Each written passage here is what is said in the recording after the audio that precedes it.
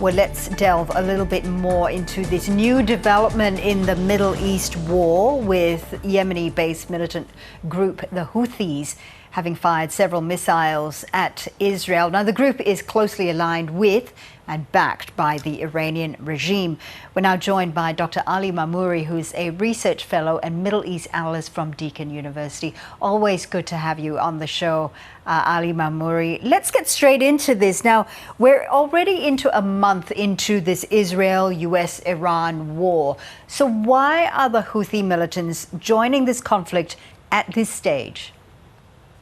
Thank you, Fauzi. Yeah, it was expected that this might happen. It seems from the beginning of the war that Iran has a very clear escalation strategy. So they don't want to go on the full-scale war, but they want to just receptively expand the scale of the war as the US and Israel are doing it. So at this time, because US and Israel just started targeting Iranians infrastructures and also universities, it seems that Iranians now see that there is a time for a new escalation. And Houthis is a very significant asset for them. They are using Houthis. We know that Houthis fought Saudi-led alliance for about 7 years. And finally, Saudis asked mediation from Iranians, and with the Iranians' influence, Saudis stopped. And last year, President Trump also could not stop Houthis by military force and eventually got into negotiation with them and made some kind of ceasefire. You know, if we look at the map, the Houthis are placed in a very strategic shipping route, aren't they? You know, we're talking about the Bab al-Mandab Strait that's in the Red Sea. It is, of course, an alternative route for getting crude oil from Saudi Arabia. We already have that chokehold in the Strait of Hormuz. Are we about to see another choke point on global energy supplies here? Of course, that seems so. And we know as well that even the Strait of Hormuz is not fully closed.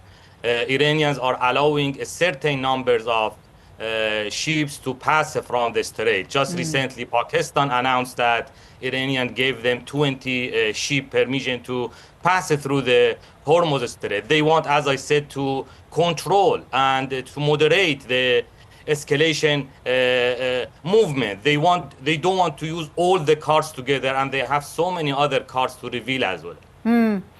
So what we've seen so far, the Houthis have claimed responsibility for firing missiles towards Israel. Is there a possibility that the Houthis may expand their attack to other Arab or Gulf nations, just as Iran has?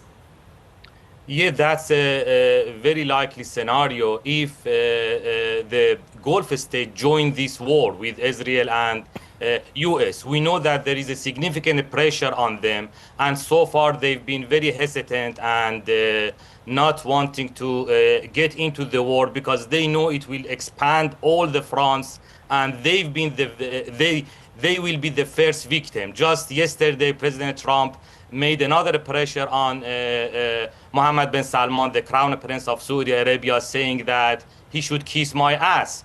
Which was a very public humiliation, encouraging and forcing him or pressuring him to join this alliance. I want to talk about Pakistan offering to hold this conference of Middle East powers on Monday. There will be a gathering of foreign ministers of Saudi Arabia, Turkey and Egypt.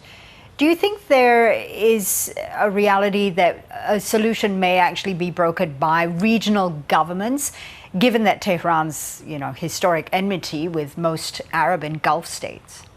We know that all regional countries except Israel have been pushing very hard before the war started to stop US from taking such an action, because they had a very clear vision about this war.